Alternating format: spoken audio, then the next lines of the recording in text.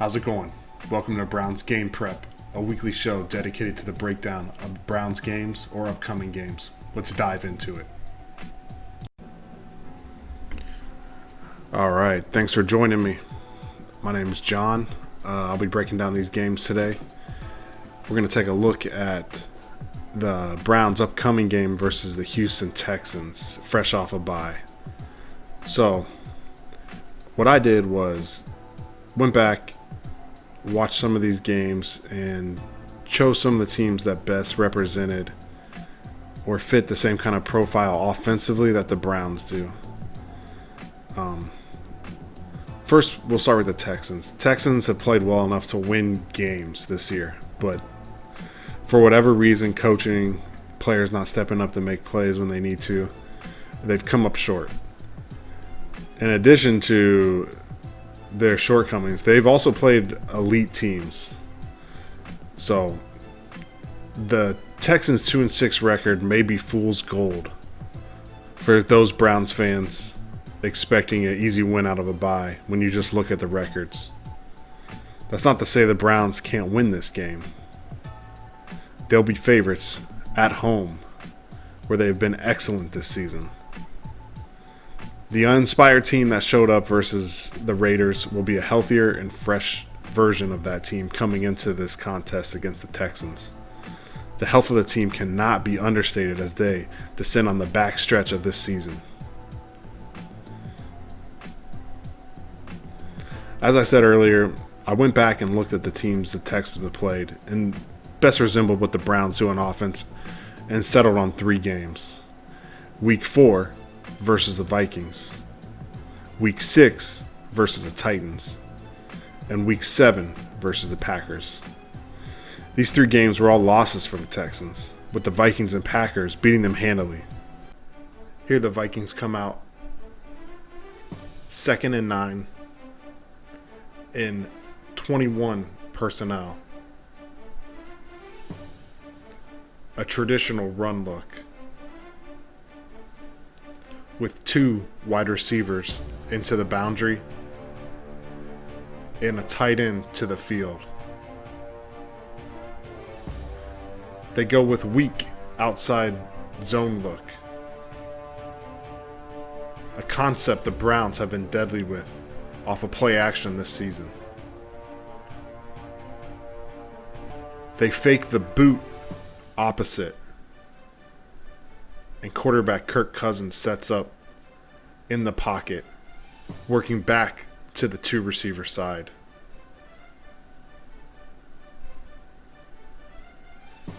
Wide receiver Adam Thielen fakes towards the dig,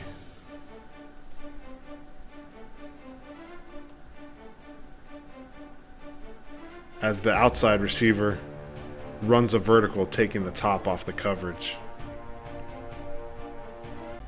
The Vikings come out in a condensed 12 personnel look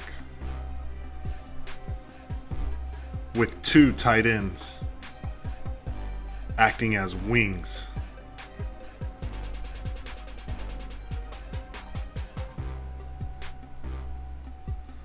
The backfield action is split zone.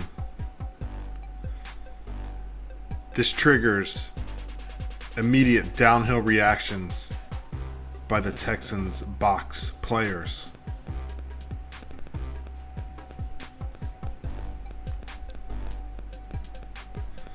The condensed look and alignment allows Jefferson to gain depth and push the cushion of the Texans' coverage, opening up his deep over on the levels concept, resulting in another well-designed and executed play. So the Texans were able to limit Dalvin Cook's big plays in this game.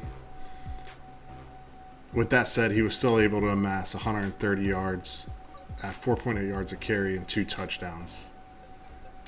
So the Browns will be getting back Nick Chubb healthy. Hunt will still play a large role. Not sure of the splits on the carries. Don't think it'll matter. I see no reason that the Browns' two running backs shouldn't be able to have similar success that Dalvin Cook had against this Texans front. This was a hotly contested game. Both teams in it till the end, going to overtime with the Titans pulling it out. This is the first play of their second drive. The Titans show condensed 12 personnel with their tight ends aligned in two wingbacks.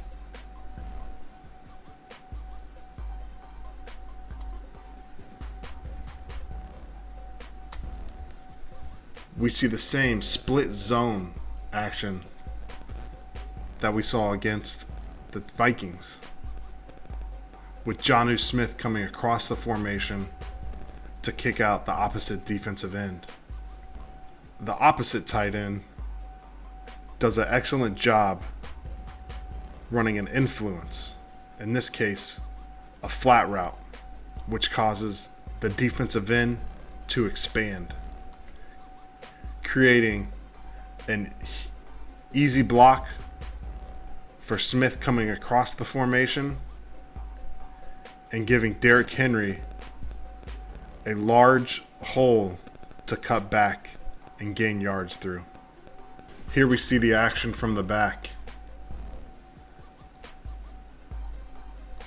Smith coming across the formation with the opposite tight end running his influence or flat route in this case.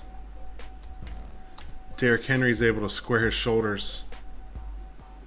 The defensive end widens to protect the bootleg and play the potential flat route, creating a large seam for Henry to run through and gain massive yards. The Titans come out in a run-heavy 13 personnel with all three tight ends to the right side of the formation. This is a formation that Browns fans should be very familiar with. The Titans show play action downhill with inside zone. With only two receivers in the route, they decide to max protect Ryan Tannehill. The tight end furthest to the right runs a 6 to 8 yard dig, and the wide receiver on an 18 to 20 deep out. The play action allows time and space for the wide receivers to separate, opening up a huge area on the near sideline while influencing the flat defender.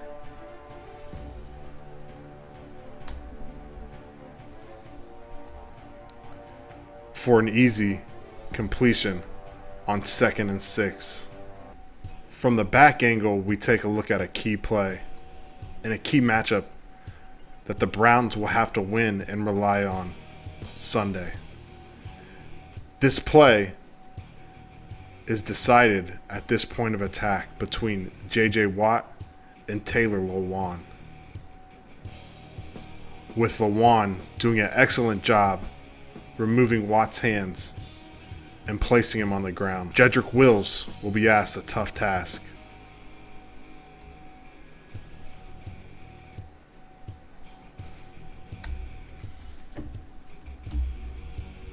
The Titans come out in 21 personnel on 2nd and 6. With the tight end on the left side of the formation, the Texans show man coverage.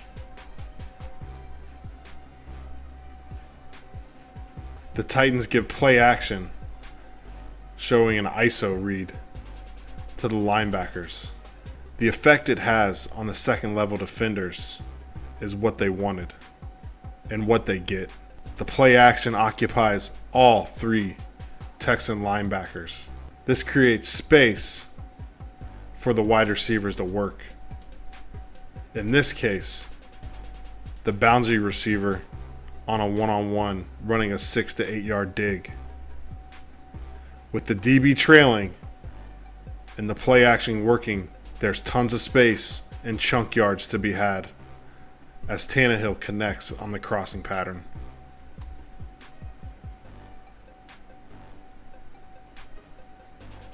In this Titans game, if you notice, you look over here to the right of the screen, we have the stats pulled up. They gave up 600 yards. I know it was overtime. A massive number. They gave up 263 rushing yards at 9.7 yards a carry. They averaged more yards per carry on 27 attempts than they did on passing at 41 attempts. So now on the opposite side, they also racked up 412 yards. Most of it one-dimensional, being passing, which the Browns have struggled with. So I think this game could be indicative, if the game is close, of what it'll look like. The Browns giving up some big chunk yards through the air and being able to have their way, but defense is going to have to make stops. And again, we saw very similar concepts between the first two games. We saw the inside zone and the split zone look between the Vikings and into the Titans. You saw huge holes inside of there. So again, it's stuff that the Browns do, and the Browns do well. So I expect them to be able to look at this game plan, see what kind of play actions they can draw up for big shots, for calculated shots, and then just take advantage of other things, such as the Texans coming up and playing man and being able to put Baker and the wide receivers in a good spot to take advantage of those matchups. Here we see the Packers come out in 11 personnel with a tight end on the right and one running back in the backfield. The Packers motion the running back out of the backfield into a wide receiver position.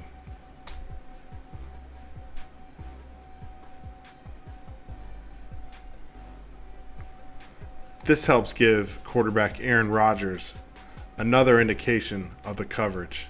In this case, with the depth and leverage and the eyes of the cornerbacks and the safety in the middle of the field, the linebacker following out the running back is the last clear indicator that they're playing cover one.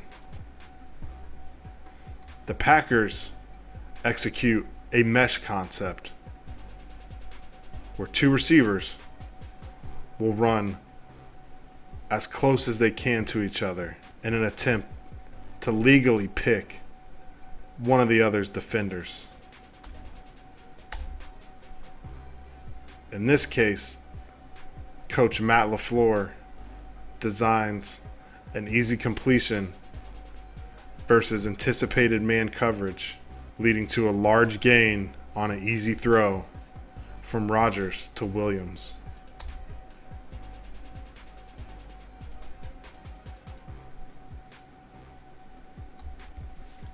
In another 3rd and 4, Green Bay aligns in a tight 2x2 set out of 10 personnel, with pre-snap motion giving us again another indication of man coverage. Davante Adams puts on a show. Watch as his slow release freezes the Texans' cornerback, creating huge amounts of space. Aaron Rodgers, having already deciphered that it's man coverage, already knows the matchup he wants to take pre-snap. In this case, he uses his eyes to hold the free safety. As he reaches the pinnacle of his drop, the safety has stayed on the far hash, leaving him plenty of room to find his number one receiver, who is wide open. Adams makes the catch and does the rest to seal the game for the Packers.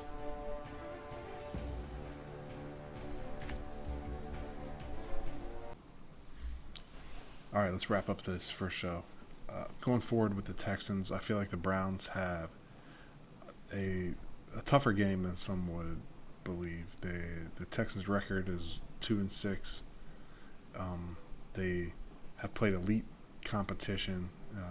They've done well sometimes, not so great other times. I think the Browns are going to have to play a really good football game to beat the Texans, or else it's going to be really close.